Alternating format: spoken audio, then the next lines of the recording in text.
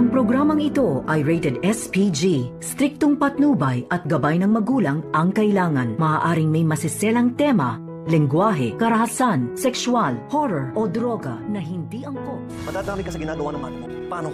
Kapag nagising si Sir Pepe. Alam ko, okay? We're done! Narito na nga ating pagkabangan ngayong Webes sa abot kamay na pangarap. Sa wakas ay nagawa na ngang maipakilala ni Giselle itong kanyang anak na bago daw dito sa Apex Hospital at makakatrabaho, at hindi lang iyon, pati na rin itong si Eric.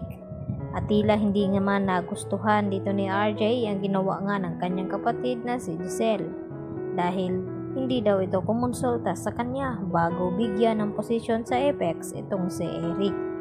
At hindi nagtagal ay pumasok na rin dito si Eric sa conference room kung saan nag-uusap itong dalawang magkapatid. At dito naman na sinabi ni Eric sa kanila na qualified naman daw itong si Eric sa ganong posisyon dahil sa may hinahawakan daw siyang ospital sa Amerika. At tila hindi naman makampante itong si RJ sa sinabi ni Eric, at maya-maya din ay tila nakipagbati na rin itong si RJ dito nga kay Eric. Samantala, pinatawag naman ni Dr. Carlos Benitez itong si Annalyn upang makausap tungkol dito sa memo na ipinadala nga dito ni Hiroshi.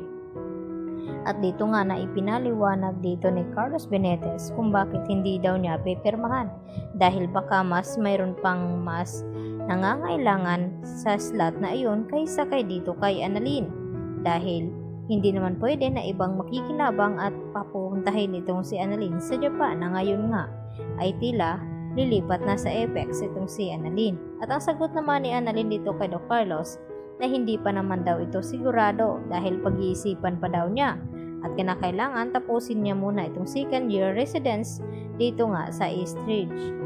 At dito naman na hindi na kumbinsi ni Annalyn itong si Doc Carlos at nagmamatigas pa rin na pipirmahan ito nga ang slot na para sa kanya. Kaya naman hindi nagiging maganda itong mood dito ni Annalyn nang maabutan ito ni Harry at dito ni Doc Lyndon Javier. At may dala din pagkain na galing nga kay Regan. At dito naman na sinabi ni Doc Lyndon na iniisip pa rin ba ni Annalyn ang tungkol sa Japan. At dito naman na sinabi ni Annalyn na parang unfair nga itong si Carlos Benitez.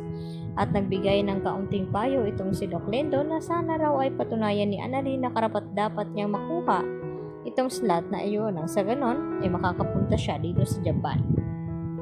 Sa kabilang banda ay mayroon namang operasyon dito nga na nagaganap sa Eastridge, at ang inasahan itong si Doc Lyndon Javier itong si Annalyn, at nang papasok na nga ang mga ito ay dito naman na sinalubong sila ng mga kasamahan din at sinabi na hindi daw sila qualified na pumasok sa loob, at silang dalawa ni Doc Lyndon Javier at itong si Annalyn, at ipinagtataka naman ni Annalyn na kung bakit at hindi na rin nasagot ng kasamahan nito. At maya-maya din tumawag naman itong si Carlos dito kay Zoe upang ipaalam na baka madadamay itong kanyang anak sa mga pinagagawa ni Moira, at nalaman niya na nasa Japan nga ito.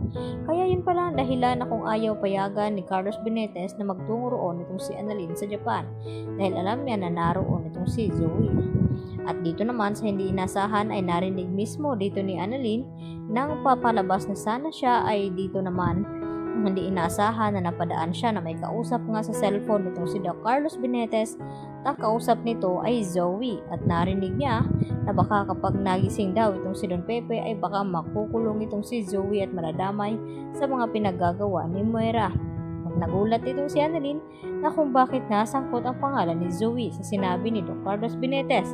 Yun pala ang dahilan na kung bakit hindi pipirmahan ni Carlos Benitez itong slot na para sana dito kay Annalyn. Kaya magkakalaman na nga ba na ngayon nga ay tila natatakot na itong si Carlos Benitez na madamay ang kanyang anak. Yan ang ating pagkaabangan bukas mga kapuso. Dito lamang yan sa Abot Kamay na Pangarap, at huwag niyo po sanang kalimutan paki-like ang video na ito na kung ikaw ay naniniwala na mahuhuli na nga ba ni Annalyn itong si Carlos Benitez. Yan lang po, at hanggang sa muli. Bye-bye!